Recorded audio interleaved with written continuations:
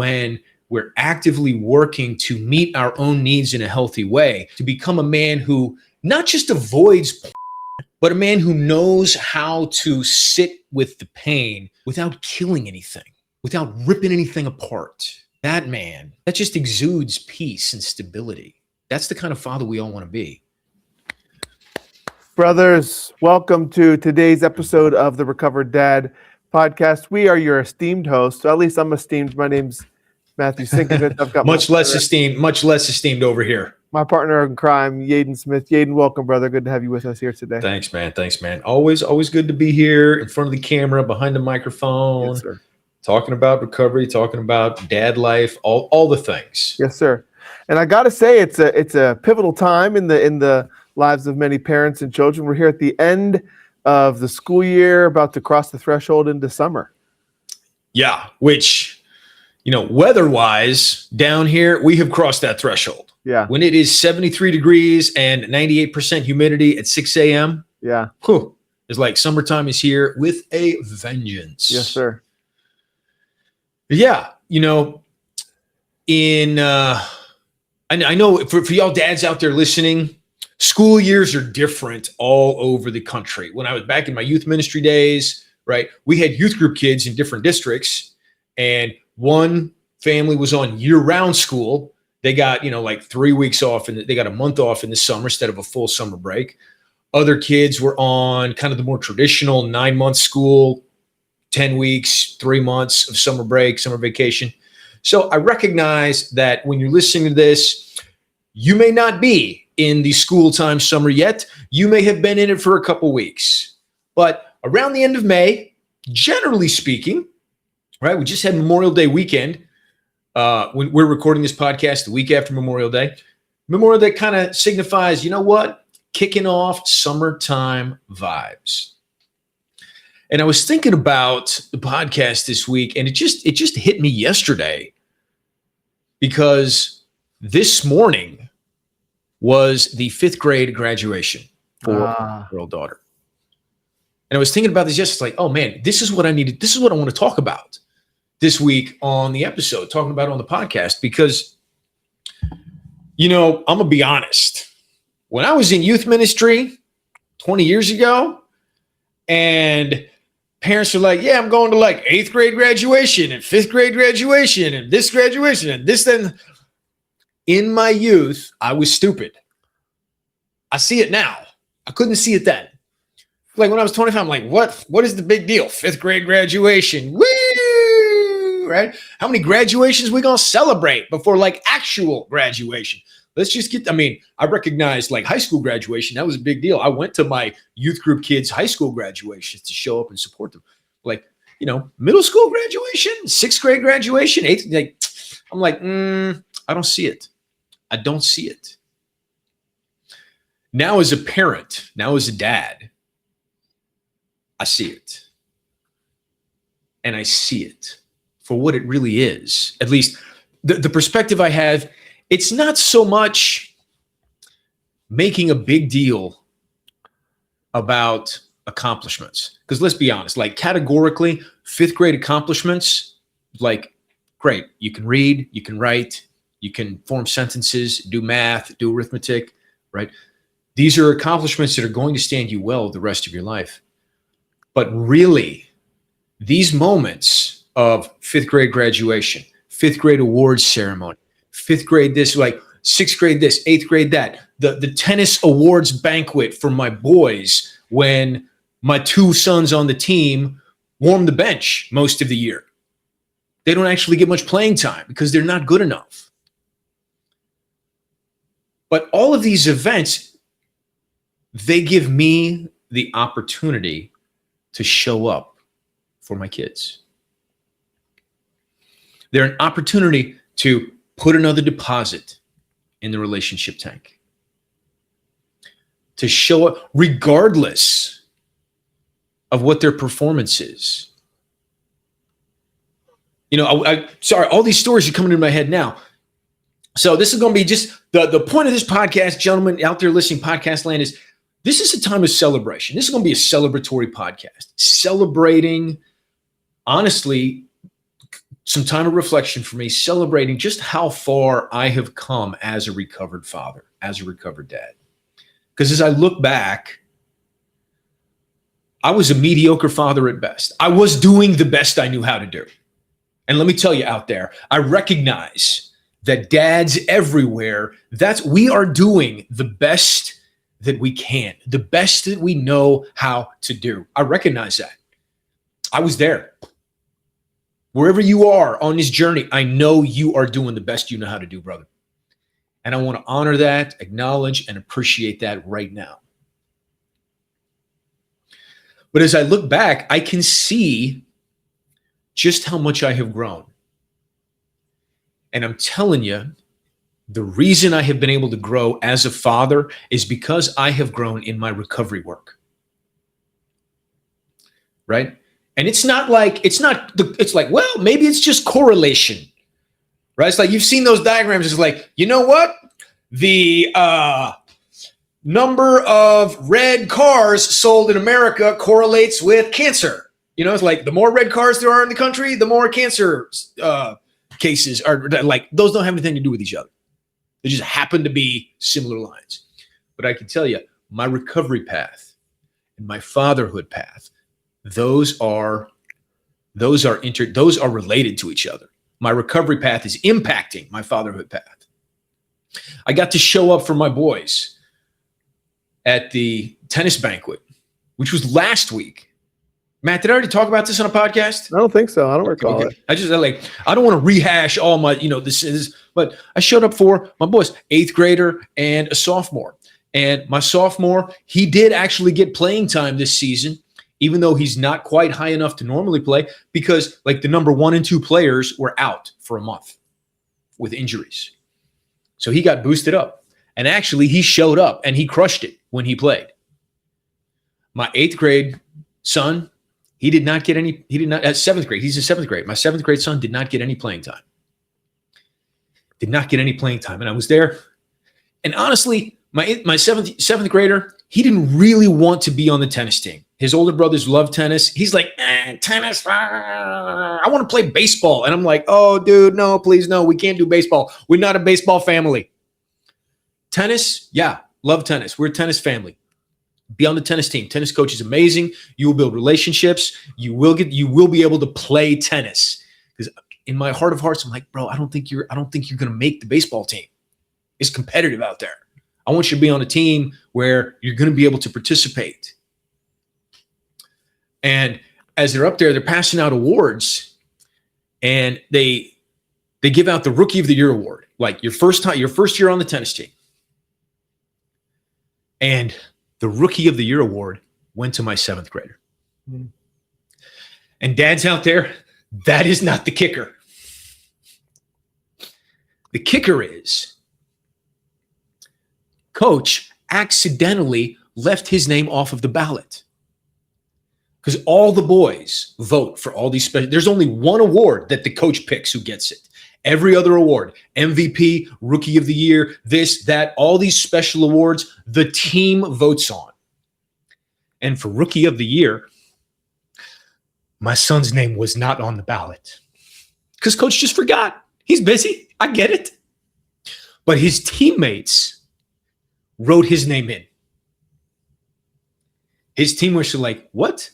Oh, no. I don't care if his name was forgotten on the ballot. I know who I'm voting for Rookie of the Year. That's the kind of impact that my son had on the tennis team.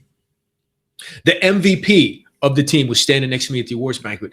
And, it's at some point, when the middle schoolers are up on stage, he leans over to me. He's like, man, we love having him on the team.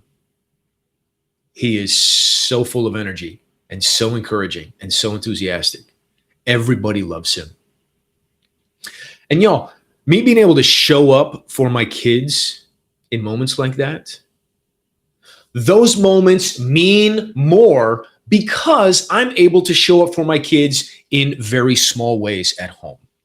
As dads, part of the trap that we fall into is like, well, I show up for the games, I show up for this, I show up for these big moments to rationalize how we're unable to show up in the day-to-day, how we're unable to show up in the small moments. You know, my fifth grader, 10-year-old daughter, she graduated from fifth grade today. Went to the elementary school, did this clap out thing where all the fifth graders are walking through the halls. We're like, yay, congratulations, you made it through fifth grade. And, I'm not crying, you're crying. It's dusty in here. Like, what's going on? But I'm able to show up and those moments, they land differently because I'm able to show up in the moment when my daughter leaves glasses on the counter, not these kind of like drinking glasses on the counter. And honestly, this past week actually kind of had it out with my daughter a little bit. Like, hey, yeah, I'm tired of all these glasses floating around the house. There's like 8 glasses, and we all know who the culprit is. It ain't your brothers, ain't your mom, it ain't me. Like Sherlock Holmes said, you eliminate all the impossible, whatever's left is the solution. And, she was a little bit hurt. And we actually had a conversation later in the day. She's like, Dad, I feel disconnected. I don't feel buddy anymore. That hurt to hear. But I was able to sit with it and listen to it and be like, okay, what is going on? It's like, yeah, no wonder she's feeling like this. I've had to travel a lot more in the past 2 months. I've been exhausted. And I know enough about myself that when I start to feel hurt, I withdraw and I disconnect as a protection mechanism.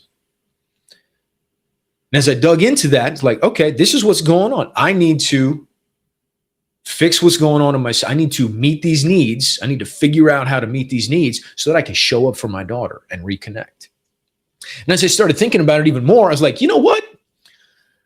We homeschooled up through 4th grade, and then she went to 4th grade, and then she changed schools, and then 5th grade here. And when we went to the most recent awards ceremony, she was one of 2 kids that got straight A's. 3rd, 4th, and 5th grade. 2 kids in the whole 5th grade class. And I started thinking about it. I'm like, you know what? I can't even count on one hand. I don't need anything to count the number of times my 10-year-old daughter has asked me for help with school. Never asked for help with homework. I mean, she maybe that's like, Dad, can you quiz me these questions? But never have I had to sit down and be like, this is what this means. Let me help you with math. Let me help you with these problems. Yeah, she's asked for more time, because she starts her homework way too late. But as I started pausing and thinking and processing, like, you know what? My daughter is juggling all these things at 10. It's no wonder her room is a disaster most of the time. It's no wonder she leaves half-drunk glasses of water on the counter. Something's got to give. And when I put this lens on and started to be able to look at it like that, it's like, you know what? I'll take half-empty glasses of water any day. I'll take a room that looks like a clothing bomb went off any day. I'm going to show up for my daughter and appreciate where she is, what she's doing, and just hold space while she's navigating all of this elementary school. I had to show up for my 16-year-old son this past week. In fact, it was just yesterday, actually. Just yesterday. Go in the kitchen. Now, and my wife had said she grabbed an unopened jar of peanut butter out of the cupboard. She's like, why do we have an unopened jar of peanut butter when there are 5 opened jars of peanut butter in the cupboard that are, half empty? I was like, good question. I don't know. Let me see. That right there, that was a big step for me. In the past, defensive Yeadon would be like, rah, rah, rah, rah, rah, rah, I'm under attack. Why are you asking questions? I don't know. I don't care. I was like, let me see what's going on. And sure enough, I think we only had 4 half empty, mostly empty jars of peanut butter. And then found the full one. And then I felt the emotions rise up. One, I want to protect my wife. Right? I want to help her with this problem. The kids are in the kitchen. I'm like, nobody's opening this peanut butter until these are all empty. This is the first one. Boom. Then this one, then this one, then this one, right? And I'm up on my high horse, up on my soapbox, like just, snapping and barking out orders. And, my 16-year-old son is like, well, what? I'm like, okay, crunchy and creamy. We can have 2 open at the same time. And then later in the day, in the evening, several hours later, I'm in the kitchen doing my evening routine, getting the dishwasher loaded, piddling around, getting things sorted out. And I start thinking, like, you know what? I should have gotten curious in that situation. I wasn't able to in real time. It took me a couple hours for my brain to catch up. But I did catch up. I was like, you know what? I need to call my son. I called my son. He's at his friend's house. He didn't answer, of course. Called him back, didn't answer. Shoot him a text message, ignored. Fortunately, we have like the family system on Google where like I find him on a map and I can push a button like make this phone beep. Whether it's on do not disturb or silent, like I can make his phone make a noise. And then he'll like, what's my phone? And then it checks his messages, call him up. Like, hey man. I was thinking about earlier with the peanut butter and I was aggressive and I shouldn't have been. I wish I had started asking questions instead of just barking out orders. Because I would have asked, hey, I see we have these, like, from my perspective, peanut butter, peanut butter, peanut butter, peanut butter. But maybe I'm missing something. I can see crunchy and creamy. Maybe I'm missing something with these creamy peanut butters.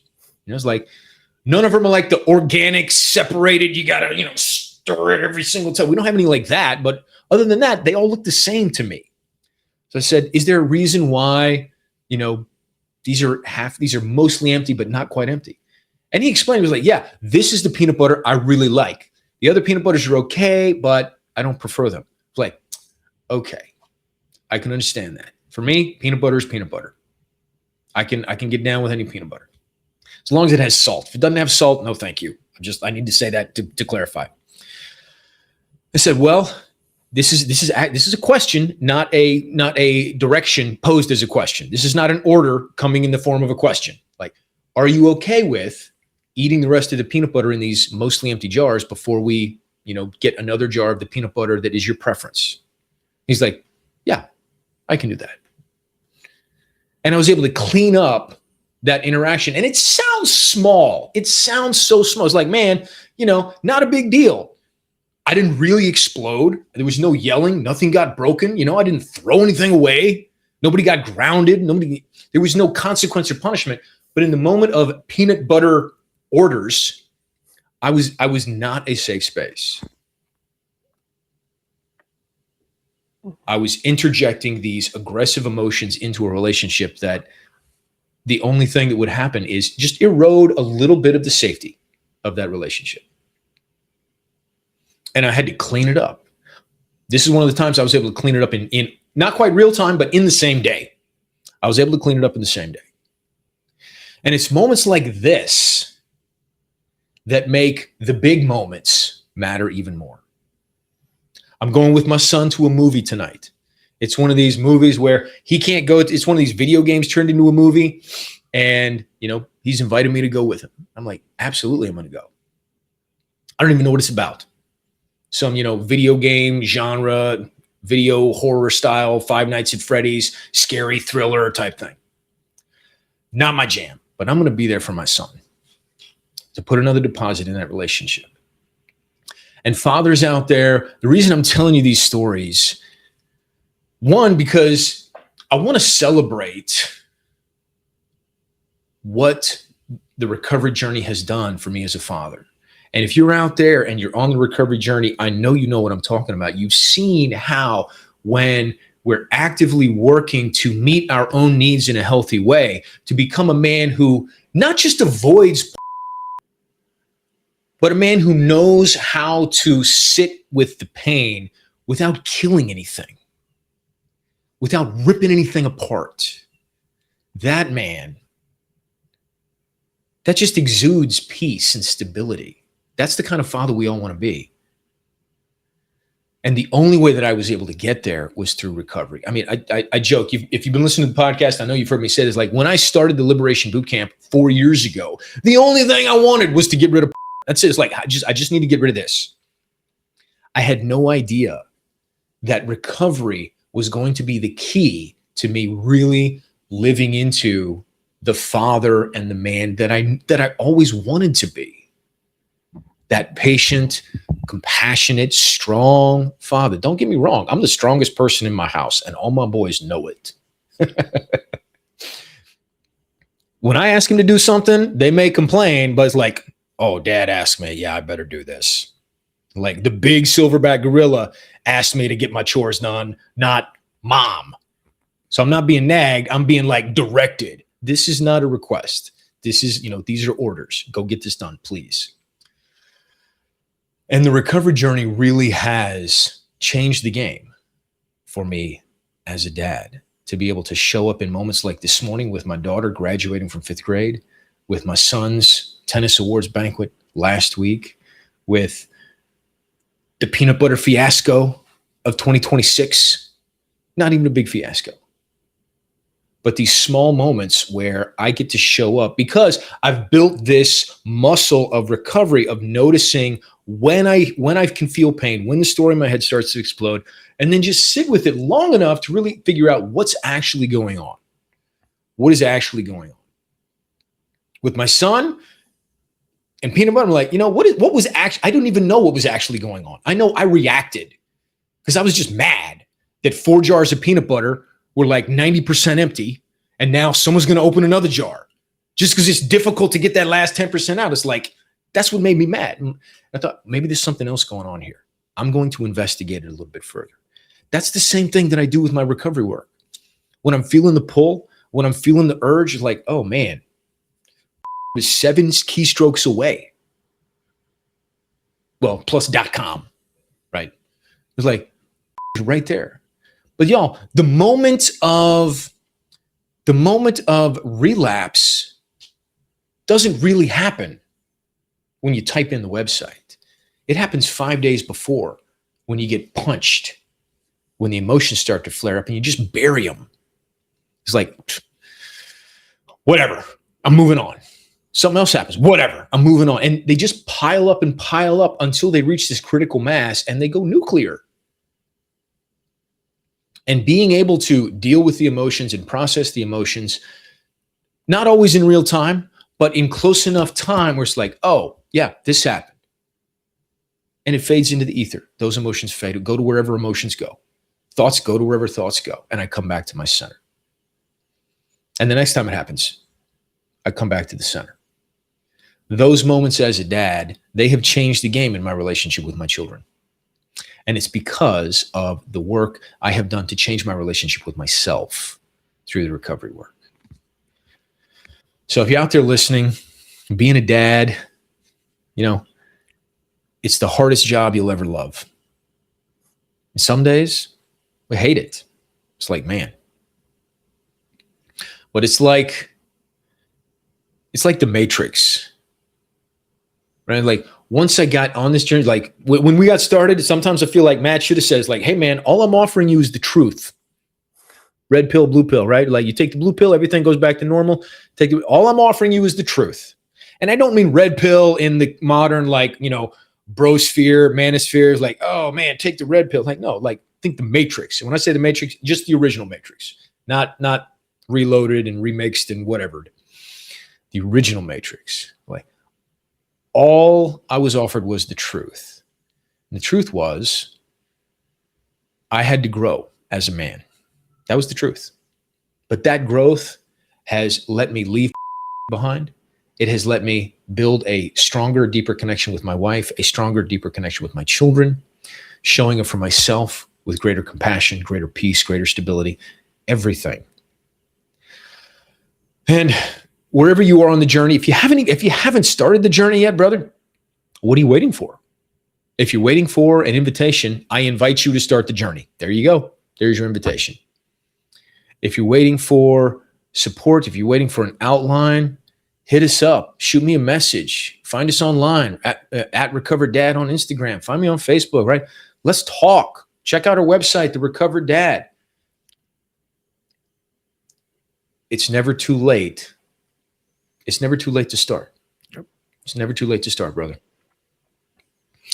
Matt, I'm getting off my soapbox now. It's been great, man. I'm just here taking notes. I'm just, Good. I'm here taking notes. It's a great share. I love the correlations. My question is always, what's the correlation between this story and recovery? And I hear it very, very plainly, man. It's like the work you're doing for yourself, the work you're doing within yourself, the work you're doing for your own journey translates and cascades to every other aspect of your life. And it can't help but impact your relationships and the way you show up as a father, man. So it's a beautiful example. And I commend the progress, man. It's great, great work, man. So thank you, brother. Thank you for sharing today. Yep.